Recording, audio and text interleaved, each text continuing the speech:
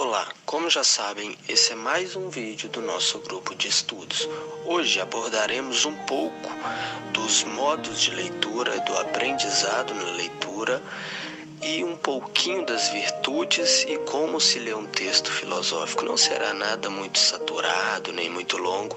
Se alguém quiser maiores aprofundamentos, é bom que leia o livro Como Ler Livros. Enfim, falaremos mais detalhes a seguir. Muito obrigado. Então vamos lá. Existem duas perspectivas possíveis sobre um texto, leitura e produção, sendo que uma percorre o movimento inverso da outra.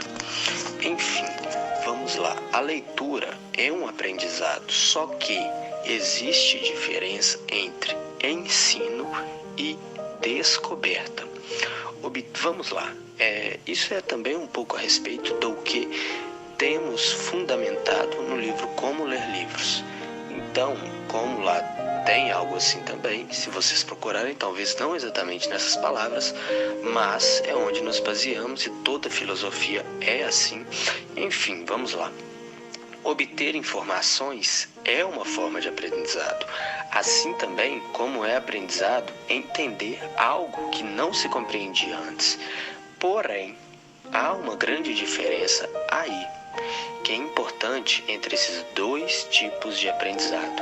Informar-se é simplesmente saber que algo é um fato. Esclarecer-se é saber, além de que algo é um fato, do que se trata este fato, quais são os elementos deste fato, por que ele é assim, quais as conexões que outros fatos possuem com ele, quais aspectos são diferentes de outro, comparações, etc. Por isso que muitos dizem que para se ler um livro precisaria se ler outros 100 antes. Enfim, isso é outros assuntos.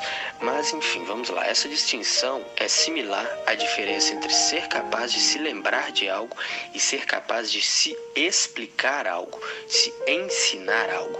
Se você é capaz de se lembrar o que o autor escreveu, você aprendeu alguma coisa com esta leitura. Se o que ele escreveu é verdade, você terá aprendido alguma coisa sobre o mundo à sua volta. Contudo, não importa se o que aprendeu é um fato sobre o livro ou um fato sobre o mundo. Você aprendeu apenas informações, caso tenha exercitado somente a tua memória. Você não foi esclarecido desta maneira. O esclarecimento real, ele só ocorre quando, além de saber o que o autor escreveu, você também sabe o que ele quis dizer com o que escreveu e por que escreveu o que escreveu.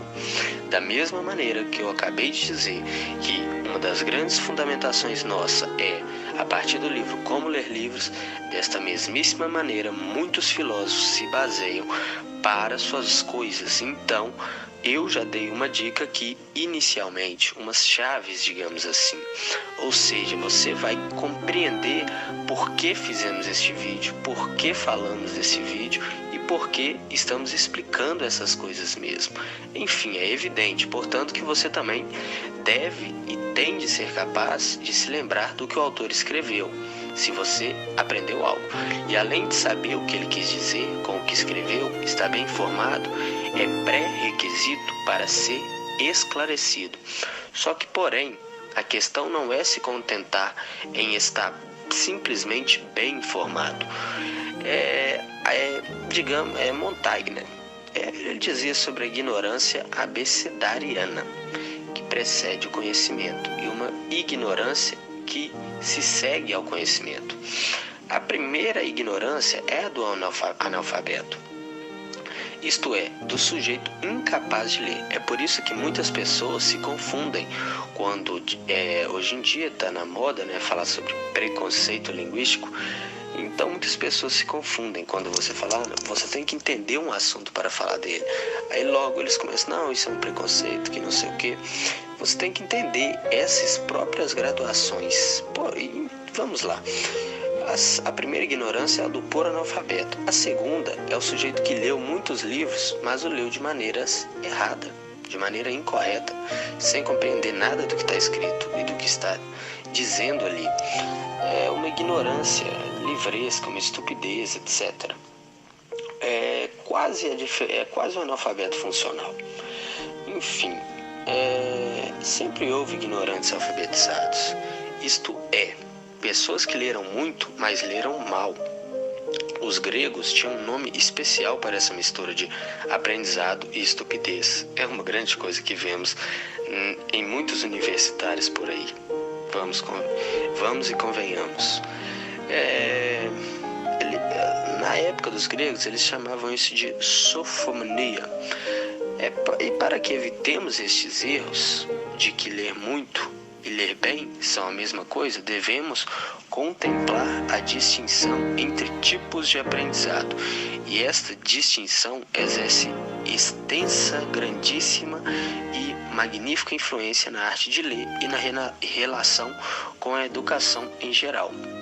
Convido que leiam o Trivium e o Quadrivium também, para se aprofundarem muito mais nessa breve introdução muito rasa que estamos fazendo em comparação com todo o amplo conhecimento que tem difundido nestas obras. E esta distinção ao qual eu falava sobre os tipos de aprendizado, essa distinção é elementar e de grande influência na relação com a educação em geral. Na história da educação, encontramos frequentemente a distinção entre ensinar e descobrir. Vamos dar um exemplo aqui. Quem quer que tu sejas, tu que fizestes uma escolha em ouvir-nos, tem seus votos, tem suas coisas, tem a sua firmeza e tem que seguir com perseverança os caminhos, e assim terá merecido ascender entre os mártires que oferecem vida em nome de Cristo. Do mesmo modo, você vai estar fazendo alguma caminhada que sabe ser ainda maior e muito árdua maior do que você, e um caminho muito mais árduo do que o caminho normal do comodismo. Enfim, na história da educação encontramos frequentemente a distinção entre o ensinar e o descobrir. Porém, é possível que ao adquirirmos conhecimento sem sermos ensinados, isso é possível sim. Por isso que muitas pessoas se enganam. E esse é um grande problema do Brasil também, é a questão do culto aos diplomas sem o conhecimento, enfim. Mas engana-se quem pensa que não podemos aprender algo sem alguém para nos intermediar ali, mesmo que isso seja fundamental. Porém, não é impossível que você consiga. Enfim, na história da educação, encontramos frequente distinção. E, se não fosse assim, se todo professor tivesse de ser previamente ensinado em tudo o que posteriormente fosse ensinar, não haveria aquisição de conhecimento. Porque, é lógico, tem de haver a descoberta, ou seja, tem de haver um processo no qual se aprenda por pesquisas, investigações, reflexões, sem a ajuda de ninguém. É por uma dessas coisas, claro que não é só isso, porque o livro também é um professor, que é por isso também que a gente tem as leituras dos livros. E a descoberta está para o ensino, assim como o aprendizado sem professor está para o aprendizado com professor.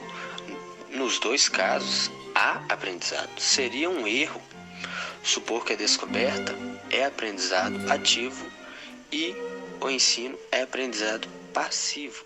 Não existe aprendizado inativo, assim como não há leitura inativa. Tudo isso, se você pesquisar, se você caçar ler, ou como ler livros, tem tudo ali. Porém, nos dois casos, há aprendizado. Uma maneira melhor de tornar essa distinção mais clara é chamar o ensino de descoberta com o auxílio. A diferença entre ensino e descoberta, ou entre descoberta com auxílio e descoberta sem auxílio, reside sobretudo na diferença entre os materiais sobre os quais o aprendiz opera. Quando está sendo ensinado, ou seja, quando está aprendendo com auxílio, com o intermédio de algum professor, o aprendiz opera sobre aquilo que lhe é comunicado. Ele desempenha operações a partir dos discursos. Sabemos que discursos têm várias graduações, pode ser retórico ou de outras maneiras. Não vamos entrar nisso porque este é outro assunto. Enfim, seja escrito ou seja oral, ele aprende lendo ou ouvindo. Note a estreita relação entre ler e ouvir.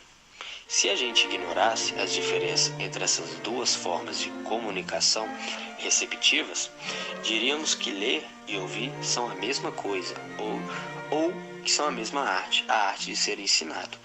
Porém, quando o aprendiz procede sem a ajuda de professores, as operações de aprendizado ocorrem sobre a natureza ou o mundo à sua volta, e não sobre o discurso. As regras desse tipo de aprendizado constituem a arte da descoberta sem auxílio. Se empregássemos a palavra leitura de maneira descabida, descuidada e sem a responsabilidade que essa simples palavra nos impõe, diríamos que a descoberta, estritamente falando, a descoberta sem auxílio, é a arte de ler a natureza ou o mundo, enquanto o ensino, ser ensinado, isto é, a descoberta com o auxílio, é a arte de ler livros, ou se quiséssemos abranger a audição, é a arte de aprender a partir de discursos. Mas então, e o pensamento? Onde estaria aí? Quer dizer que a gente precisa usar a nossa mente para adquirir conhecimento. E se ensino e descoberta são as únicas maneiras de adquirir conhecimento, então pensar é algo que sempre acontece durante essas atividades. Temos de pensar enquanto lemos. Você tem de pensar enquanto está escutando este áudio, por exemplo. E é lógico que, da mesma maneira que quando você pensa enquanto lê, você pensa enquanto escuta. Assim, temos de pensar enquanto investigamos também fatos ou qualquer outras coisas que existem, documentos, etc. Naturalmente, os tipos de pensamento também são diferentes, assim como são diferentes os dois tipos de aprendizado. E a razão pela qual a maioria das pessoas considera o pensamento como algo puramente relacionado à pesquisa, muito mais a pesquisa do que o ensino, o cientificismo, como muitos chamam por aí, é que supõe erroneamente que leitura e audição sejam atividades fáceis. Se engana quem pensa isso. Provavelmente, verdade que pensemos menos quando lemos para nos informar. Eis aí um pouco da diferenciação entre os graus de leituras. Depois a gente chega nisso. Só que, quando a gente também vai se divertir, quando não fazemos nenhum esforço do tipo, quando estamos lendo uma revista em quadrinhos ou algo assim, são tipos de leituras menos ativos que existem. Porém, aquela coisa de leitura ser fácil, isso não é verdade. No que se refere à leitura ativa, que é na leitura para se entender, para se chegar à compreensão de algo, na compreensão de um texto. Ninguém que tenha empreendido esse tipo de leitura diria que se trata de uma atividade fácil. Da mesma maneira que para alguém que tem algum dos graus de analfabetismo, não é fácil pegar um livro muito complexo, digamos de Nietzsche, e lê-lo, decifrar todos os códigos que ali estão, etc. Por aí vai, de qualquer outro que você quiser falar também. É simples um exemplo que veio na minha cabeça. Enfim, pensar é apenas parte da leitura, é parte integrante da leitura. E é necessário que os nossos sentidos, a nossa imaginação entrem em cena. É necessário que observemos e lembremos, e se algo não puder ser observado ou lembrado, deve ser construído imaginativamente. É para isto que serve a ficção. Claro que você não pode colocar todas aquelas ficções que são coisas totalmente improváveis, mas sim as ficções que podem acontecer na vida, os literatos, etc. Nisso tudo há uma tendência a superestimar o papel de certas atividades em detrimento do aprendizado pela audição. E também tem muitas características das pessoas que não levam muito a sério o aprendizado pela leitura. Por exemplo, muitas pessoas acham que, embora o poeta tenha de usar a imaginação para escrever um poema, por exemplo, elas mesmas não precisam usá-la para lê-lo. Elas acham que elas não vão precisar de usar a imaginação dela. Então, vamos resumir. A arte de ler engloba todas as habilidades que são utilizadas na descoberta sem auxílio, ou seja, observação apurada, memória rápida, imaginação fértil e é lógico, né? O intelecto devidamente treinado para análises e reflexões. Afinal, ler também é descobrir. É lógico, claro que com ajuda. E nisso tudo consideremos a audição e a leitura como atividades de aprendizado. Enfim, até certo ponto é verdade. Ambas são vias de ensino e ambas exigem que se esteja treinado na arte de ser ensinado. Ouvir uma série de palestras é, de certo modo, como se ler um livro. Por isso que, em breve, começaremos a postar mais e mais vídeos sobre palestras e várias coisas. E vocês têm que pegar a conexão de cada coisa, entende? Por isso que estou dando essas dicas não sei se, eu acho que isso está até extrapolando um pouco, então eu poderia chamar de uma breve aula.